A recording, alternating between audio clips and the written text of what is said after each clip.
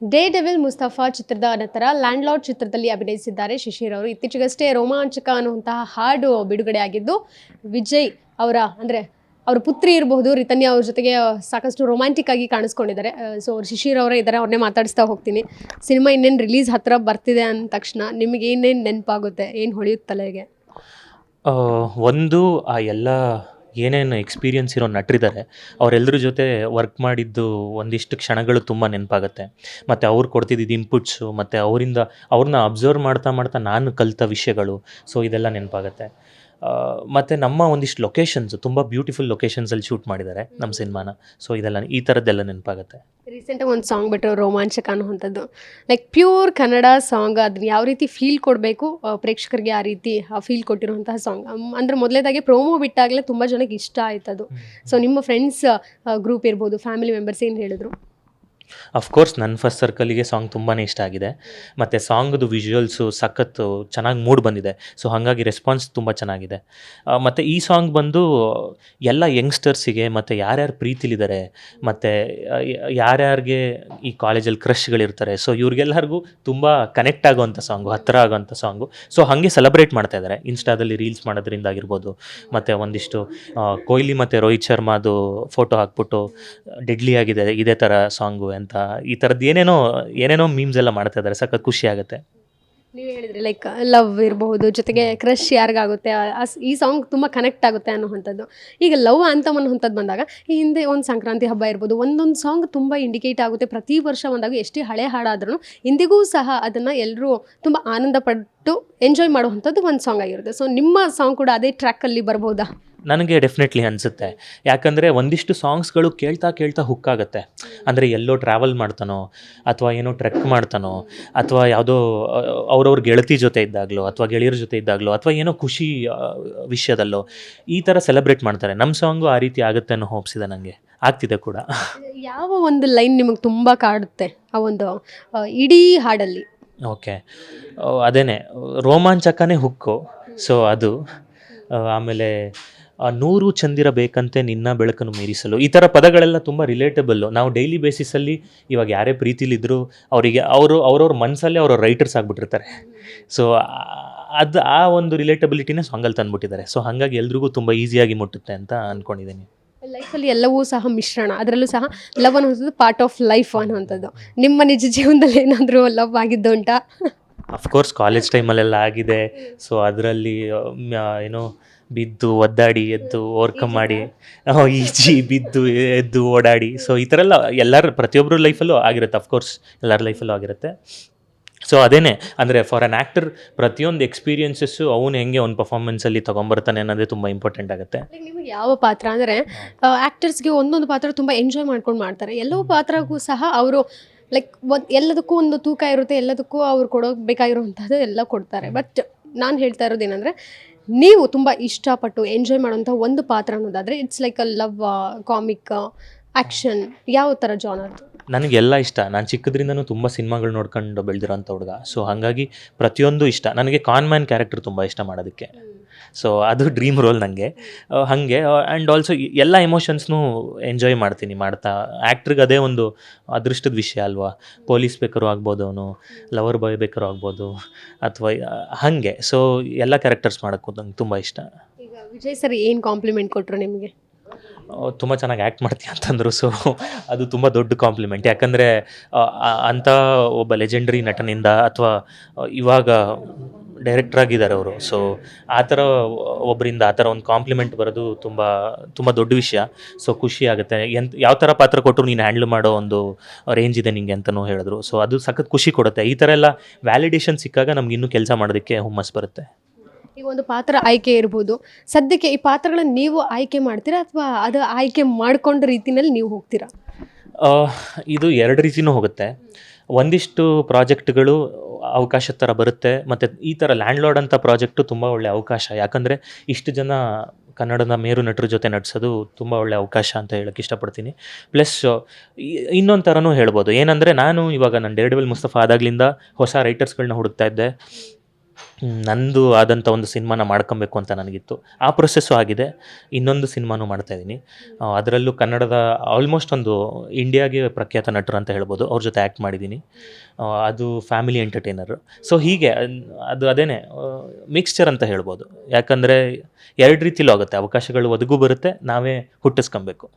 ಈಗ Duniya Vijay sir for example ನಾವು ನೋಡೋದಾದ್ರೆ ಅವರ ಮುಂಚೆ ಬಂದಂತಹ ಸಿನಿಮಾಗಳಿಗೆ ಹೀರೋ ಆಗಿದ್ರು, ಲೀಡ್ ಹೀರೋ ಆಗಿದ್ರು ಹೌದು, ಬಟ್ ಅವರೇ ಡೈರೆಕ್ಟರ್ ಕ್ಯಾಪ್ ತೊಟ್ಟು ಅವರೇ ಹೀರೋ ಕಮ್ಮ ಡೈರೆಕ್ಟರ್ ಅನ್ನೋಂಥದ್ದು ಒಂದು ಪಟ್ಟ ಅವ್ರಿಗೆ ಯಾವಾಗ ಸಿಕ್ತು, ಅದು ಬೇರೆ ರೀತಿಯೇ ಸ್ಟಾರ್ಡಮ್ ಇರ್ಬೋದು, ಎಲ್ಲವೂ ಫ್ಯಾನ್ ಬೇಸ್ನ ಕ್ರಿಯೇಟ್ ಮಾಡ್ತು, ಒಂದು ಟ್ರೆಂಡ್ ಸೆಟ್ಟರ್ ಅನ್ನೋವಂಥದ್ದನ್ನು ಹೇಳ್ಬೋದು. ನೀವು ನಟರಾಗಿ ಮುಂದುವರಿತೀರಾ ಅಥವಾ ಏನಾದರೂ ಬೇರೆ ಬೇರೆ ಆಲೋಚನೆಗಳು ಇರುವಂಥದ್ದು? ನಟನಾಗಿ ಮುಂದುವರಿತೀನಿ ಅಫ್ಕೋರ್ಸ್, ಬಟ್ ಒಬ್ಬ ನಟನಿಗೆ ಬರವಣಿಗೆನೂ ತುಂಬ ಇಂಪಾರ್ಟೆಂಟು. ವಿಜಯಣ್ಣ ನೋಡಿದ್ರೆ ಗೊತ್ತಾಗುತ್ತೆ. ಯಾಕಂದರೆ ಅವರು ಡೈರೆಕ್ಟ್ರಾಗಿ ಎವಾಲ್ವ್ ಆಗಿರೋ ರೀತಿ ಆಗಿರ್ಬೋದು, ಮತ್ತು ಹೊಸಬ್ರನ್ನ ಪಿಕ್ ಮಾಡೋ ರೀತಿ ಆಗಿರ್ಬೋದು, ಮತ್ತು ಒಂದಿಷ್ಟು ಜಾನಪದ ಹಾಡುಗಳನ್ನ ಸಿನಿಮಾಗೆ ತೊಗೊಂಬರ್ತಾರೆ. ಈ ಥರ ಒಂದಿಷ್ಟು ಅಭಿರುಚಿಗಳು ಹುಟ್ಟೋದೇ ನಿಮಗೆ ಓದೋದ್ರಿಂದ, ಅಂದರೆ ರೈಟಿಂಗಲ್ಲಿ ಇನ್ವಾಲ್ವ್ ಆಗೋದ್ರಿಂದ. ಸೊ ಅವರೇ ತುಂಬ ದೊಡ್ಡ ಎಕ್ಸಾಂಪಲ್ಲು ಹೆಂಗೆ ಎವಾಲ್ವ್ ಆಗಿದ್ದಾರೆ ಅನ್ನೋದ್ರ ಬಗ್ಗೆ. ಸೊ ನನಗೂ ಎಲ್ಲ ರೀತಿಯೂ ಆಸಕ್ತಿಗಳಿದೆ. ಒಂದು ಕಡೆ ವಿಜಯ್ ಸರ್ ಹಾಗೂ ರಚಿತಾ ಅವರ ಪೇರ್, ಇನ್ನೊಂದು ಕಡೆ ರಿತನ್ಯ ಹಾಗೂ ನಿಮ್ಮದು.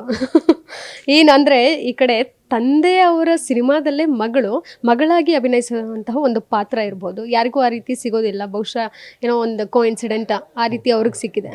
ಬಟ್ ಈ ಪಾತ್ರಕ್ಕೆ ನಿಮ್ಮ ಆಯ್ಕೆ ಹೇಗಾಯಿತು? ನನ್ನ ಆಯ್ಕೆ ಬಂದು ಅದೇ ಫಸ್ಟು ರಂಜಿನಿ ರಾಘವನ್ ಅವರಿಗೆ ಥ್ಯಾಂಕ್ಸ್ ಹೇಳಬೇಕು. ಅವ್ರು ಸಜೆಸ್ಟ್ ಮಾಡಿದ್ದು ಜಡೇಶ್ ಸರ್ಗೆ. ಸೊ ಜಡೇಶ್ ಸರು ಡೇರ್ಡೆವಿಲ್ ಮುಸ್ತಫಾ ನೋಡಿದ್ರು, ಪರ್ಫಾರ್ಮೆನ್ಸ್ ಇಷ್ಟ ಆಗಿತ್ತು, ಈ ಕ್ಯಾರೆಕ್ಟರ್ಗೆ ಸೂಟ್ ಆಗ್ತಾನೆ ಅಂತ ಅನ್ನಿಸ್ತಿತ್ತು. ಆ್ಯಂಡ್ ನಾನು ವಿಜಯಣ್ಣ ಜೊತೆ ಒಂದು ಸಿನಿಮಾ ಮಾಡಿದ್ದೆ, ವೀರಬಾಹು ಅಂತ. ಸೊ ಅವ್ರಿಗೆ ನಂಗೆ ಈ ಹುಡುಗ ಗೊತ್ತು ಅಂತ ಕರೆಸಿ ಸ್ಕ್ರಿಪ್ಟ್ ನರೇಟ್ ಮಾಡಿದ್ರು. ಅಲ್ಲಿ ಈ ಪಾತ್ರ ತುಂಬ ಚೆನ್ನಾಗಿದೆ ಅಂತ ನನಗೂ ಅನಿಸ್ತು. ಮತ್ತು ಅಫ್ಕೋರ್ಸ್ ಇಷ್ಟು ದೊಡ್ಡ ತಾರಾಗಣದ ಜೊತೆ ಒಂದು ಕೊಲಾಬ್ರೇಟ್ ಆಗೋದೇ ಸಖತ್ ಅದೃಷ್ಟ.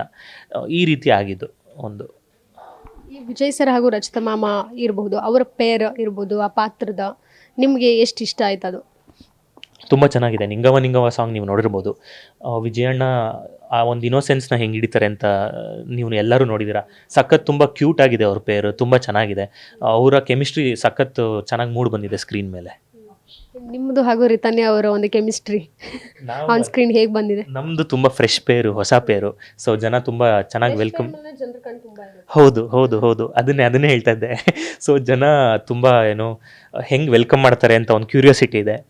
ಐ ಹೋಪ್ ನೀವು 23rd ಸಿನಿಮಾ ರಿಲೀಸ್ ಆದಮೇಲೆ ಎಲ್ಲ ವಿಟ್ನೆಸ್ ಮಾಡ್ತೀರಾ. Are you a good singer? No, I am an actor. ಎಲ್ಲರೂ ಇದೇ ಕೇಳ್ತಾರೆ, ಹಾಡು ಹೇಳ್ತೀರಾ ಅಂತ. I am an actor. ಮನೇಲೆಲ್ಲ ಸುಮ್ಮನೆ ಒಬ್ಬನಿದ್ದಾಗ ಹಾಡು ಹೇಳ್ತಾ ಇರ್ತೀನಿ ಅಷ್ಟೇ. I am a good listener. ನಾನು ತುಂಬ ಮ್ಯೂಸಿಕ್ ಕೇಳ್ತೀನಿ, ಹಾಡಲ್ಲ. ಹಾಡನ್ನು ಅಭ್ಯಾಸ ಮಾಡಬೇಕು, ಕಲಿಬೇಕಂತ ಆಸೆ ಇದೆ. ಈಗ ನಿಮ್ಮ ಪಾತ್ರ ಸಿನಿಮಾದಲ್ಲಿ ಏನು ಸಂದೇಶ ಕೊಡುತ್ತೆ? ನನ್ನ ಪಾತ್ರ ಸಿನಿಮಾದಲ್ಲಿ ಪ್ರತಿಯೊಂದನ್ನು ಕ್ವಶನ್ ಮಾಡ್ತಾನೆ. ಅಂದರೆ ಇವಾಗ ಒಪ್ರೆಸ್ಡ್ ಯಾರ್ಯಾರು ಇದ್ದಾರೆ ಅವ್ರಿಗೇನಾದ್ರು ಅನ್ಯಾಯ ಆದರೆ ಕ್ವಶನ್ ಮಾಡುವಂಥ ಪಾತ್ರ. ತುಂಬ ರೆಬಲ್ ಆಗಿರುವಂಥ ಕ್ಯಾರೆಕ್ಟರು. ಆಮೇಲೆ ಅದೇನೆ ಎಲ್ಲದನ್ನೂ ಪ್ರಶ್ನೆ ಮಾಡಿ ನ್ಯಾಯ ಕೇಳುವಂಥ ಕ್ಯಾರೆಕ್ಟರ್ ಅದು ನಂದು. ಲ್ಯಾಂಡ್ ಲಾರ್ಡ್ ಅಂದರೆ ಅಪ್ಪಟ ಕನ್ನಡ ಸಿನಿಮಾ, ನಮ್ಮ ಮಣ್ಣಿನ ಕತೆ, ಟೆಕ್ನಿಕಲಿ ತುಂಬ ಸ್ಟ್ರಾಂಗ್ ಆಗಿರುವಂಥ ಸಿನಿಮಾ. ಹಾಗೆ ಇವಾಗ ಚೋಮನ ದುಡಿಲಿ, ಚೋಮ ಹೇಗಿದ್ನೋ ಹಾಗೆ ಇಲ್ಲುವೆ ಸೈಲೆನ್ಸೇ ಒಂದು ಹೋರಾಟದ ಒಂದು ಸೈಲೆನ್ಸೇ ಸಿಂಬಲೈಸ್ ಮಾಡುತ್ತೆ ಒಂದು ಹೋರಾಟನ ಈ ಸಿನಿಮಾದಲ್ಲಿ. ಮತ್ತು ಪ್ರತಿಯೊಂದು ಹಳ್ಳಿಗೂ, ಪ್ರತಿಯೊಂದು ತಾಲೂಕಿಗೂ, ಪ್ರತಿಯೊಂದು ಹೋಬಳಿಗೂ ಸಂವಿಧಾನ ಎಷ್ಟು ಇಂಪಾರ್ಟೆಂಟು ಅನ್ನೋದನ್ನು ಹೇಳಕ್ಕೆ ಹೊರಟಿರುವಂಥ ಸಿನಿಮಾ. ಮತ್ತು ಬೆಂಗಳೂರಂಥ ಅರ್ಬನ್ ಸಿಟಿಯಿಂದ ಹಿಡಿದು ಯಾವುದೋ ಒಂದು ಹಳ್ಳಿ ತನಕ ಪ್ರತಿಯೊಬ್ಬರಿಗೂ ಮುಟ್ಟುವಂಥ ಸಿನಿಮಾ. ಎಲ್ರಿಗೂ ಅರ್ಥ ಆಗುತ್ತೆ ಸಿನಿಮಾ, ಎಲ್ರಿಗೂ ರೀಚ್ ಆಗುತ್ತೆ, ಪ್ರತಿಯೊಬ್ಬರಿಗೂ ಪಾಸ್ ಆಗೋವಂಥ ಸಿನಿಮಾ ವಿತ್ 100% ಎಂಟರ್ಟೈನ್ಮೆಂಟ್. ಈಗ ಕೇವಲ ಲವರ್ ಬಾಯ್ ಕಾಣಿಸ್ಕೊಳ್ತೀರಾ, ಸ್ವಲ್ಪ ಆ್ಯಕ್ಷನ್ ಅದು ಇದು ಏನಾದರೂ ಮಾಡ್ತೀರಾ? ಎಲ್ಲ ಇದೆ ಸಿನಿಮಾದಲ್ಲಿ ನೋಡಿ. ಹೌದು, ಹೊಡಿತೀನಿ, ಹೊಡ್ಸ್ಕೊತೀನಿ, ಎಲ್ಲ ಇದೆ. ಈಗ ನಿಮ್ಮ ಪಾತ್ರ ಪ್ರಮುಖವಾಗಿ ಅಂದರೆ ಈಗ ಸಾಂಗ್ ರಿಲೀಸ್ ಆಗಿರುವಂಥದ್ದು ಸಾಕಷ್ಟು ಟ್ರೆಂಡಿಂಗ್ನಲ್ಲಿರುವಂಥದ್ದು. ಹೇಗೆ ಲವ್ ಮೇಲೆ ಒಂದು ಪ್ರಶ್ನೆ ಕೇಳ್ತೀನಿ. ಈಗಿನ ಯುವ ಜನತೆಗೆ ಇರ್ಬೋದು, ಯೂತ್ಸ್ಗೆ especially, because who are so much depressed ಅಂತ ಹೇಳ್ಬೋದು, ಏನು ಹೇಳ್ತೀರಾ? Because you have pass that. Okay. ಅಂದರೆ ಆ್ಯಸ್ ಅನ್ ಇಂಡಿವಿಜುವಲ್ ಐಸೇ, ಇವಾಗ ನಮಗೆ ತುಂಬ ಎಕ್ಸ್ಟರ್ನಲ್ ವಿಷಯಗಳಿದೆ ನಮ್ಮನ್ನು ಇನ್ಫ್ಲುಯೆನ್ಸ್ ಮಾಡೋಕ್ಕೆ. ಇವಾಗ ನೀವು ಸುಮ್ಮನೆ ಇನ್ಸ್ಟಾಗ್ರಾಮ್ ತೆಗೆದ್ರೆ ನಿಮಗೆ ಲೈಫ್ಸ್ ತುಂಬ ಸೂಪರ್ ಆಗಿದೆ ಎಲ್ರದ್ದು ಅಂತ ಅನ್ನಿಸ್ತಾ ಇರುತ್ತೆ ಮೇಲ್ನೋಟಕ್ಕೆ. ಅಥವಾ ಸುಮ್ಮನೆ ಫೇಸ್ಬುಕ್ ತೆಗೆದ್ರೆ ಎಲ್ಲರೂ ಬುದ್ಧಿವಂತರು ಅಂತ ಅನ್ನಿಸ್ತಾ ಇರುತ್ತೆ. ಸೊ ಅದನ್ನೆಲ್ಲ ಬಿಟ್ಟು ಒಂದು ಪರ್ಸ್ನಲ್ ಪ್ರಾಸೆಸ್ ಇದೆ. ಪ್ರತಿಯೊಂದೂ ನೋಡೋ ರೀತಿಲಿ. ಅಂದರೆ ಪ್ರತಿಯೊಂದು ವಿಷಯನೂ ಇವಾಗ ಲವ್ನ ನೀವೊಂದು ಪರ್ಸ್ಪೆಕ್ಟಿವಲ್ಲಿ ನೋಡ್ತೀರಾ, ನಾನೊಂದು ಪರ್ಸ್ಪೆಕ್ಟಿವಲ್ಲಿ ನೋಡ್ತೀನಿ. ಸೊ ಆ್ಯಸ್ ಎನ್ ಇಂಡಿವಿಜುವಲ್ ಪ್ರತಿಯೊಬ್ಬರು ಅದನ್ನು ಬೆಳೆಸ್ಕೊಬೇಕು. ಹೆಂಗೋ ಅಂದರೆ ತುಂಬ ಮೆಚ್ಯೂರ್ಡಾಗಿ ನೋಡೋ ಅಂಥ ರೀತಿನ ಬೆಳೆಸ್ಕೊಬೇಕು ಅಂತ ನಾನು ಎಕ್ಸ್ಪ್ಲೋರ್ ಮಾಡ್ತಾಯಿದ್ದೀನಿ. ಇನ್ನು ಲವ್ ಸ್ಟೋರಿ ತಂದೆ ತಾಯಿ ಗೊತ್ತಾ? ನಂದೇನು ಲವ್ ಸ್ಟೋರಿ ಇಲ್ಲ ಸದ್ಯಕ್ಕೆ. ನಾನು ಬರೀ ಸಿನಿಮಾ ಕಾನ್ಸಂಟ್ರೇಟ್ ಮಾಡ್ತಿದ್ದೀನಿ. ಒಳ್ಳೊಳ್ಳೆ ಸ್ಕ್ರಿಪ್ಟ್ಗಳನ್ನ ಚೂಸ್ ಮಾಡೋಕ್ಕೆ ನನ್ನನ್ನು ನಾನು ಹೆಂಗೆ ಪಿಚ್ ಮಾಡ್ಕೋಬೇಕು ಅಂತ ಯೋಚನೆ ಮಾಡ್ತಾಯಿದ್ದೀನಿ. ಒಳ್ಳೊಳ್ಳೆ ಪಾತ್ರಗಳ ಮೂಲಕ ಜನಕ್ಕೆ ಕಾಣಿಸ್ಕೊಬೇಕು, ಜನರ ಪ್ರೀತಿ ಗಿಟ್ಟಿಸ್ಕೊಬೇಕು, ಇಷ್ಟೇ. ಕನ್ನಡ ಹೊರತುಪಡಿಸಿ ಪರಭಾಷೆದು ಏನಾದರೂ ನಡೀತಾ ಇದೆ. ಒಂದು ತೆಲುಗು ಆ್ಯಂಡ್ ಕನ್ನಡ ನಡೀತಾ ಇದೆ. ಆಮೇಲೆ ಪ್ಯೂರ್ ಕನ್ನಡ, ಅದೇ ನಾನು ಹೇಳಿದ್ನಲ್ಲ ಈ ವರ್ಷನೇ ರಿಲೀಸ್ ಪ್ಲ್ಯಾನ್ ಮಾಡ್ತೀವಿ, ಅದು ನಡೀತಾ ಇದೆ. ಒಂದು ಲವ್ ಸ್ಟೋರಿ ಮೇಲೂ ವರ್ಕ್ ಮಾಡ್ತಾ ಇದ್ದೀವಿ. ಸದ್ಯದಲ್ಲೇ ಎಲ್ಲದೂ ಅಪ್ಡೇಟ್ಸ್ ಬರುತ್ತೆ. ಇಷ್ಟಿದೆ. ಹೌದು ಇಲ್ಲೇನು ಹೇಳೋಕ್ಕಾಗಲ್ಲ. ಇದು ಎಕ್ಸ್ಕ್ಲೂಸಿವ್ಲಿ ಫಾರ್ ಲ್ಯಾಂಡ್ ಲಾರ್ಡ್ 23ಕ್ಕೆ ರಿಲೀಸ್ ಆಗ್ತಾ ಇದೆ. ಎಲ್ಲರೂ ಹೋಗಿ ನಿಮ್ಮ ಹತ್ತಿರದ ಚಿತ್ರಮಂದಿರಗಳಲ್ಲಿ ನೋಡಿ. Thank you Shishir. ಇದೆಷ್ಟು ನಟ ಶಿಶಿರ್ ಅವರ ಮಾತಾಗಿತ್ತು. ಕ್ಯಾಮ್ರಾ ಪರ್ಸನ್ ಪೃಥ್ವಿ ಜೊತೆಗೆ Keerthi Patil, Guarantee News, Bengaluru. Guarantee News, ಸುದ್ದಿ ಖಚಿತ, ನ್ಯಾಯ ನಿಶ್ಚಿತ.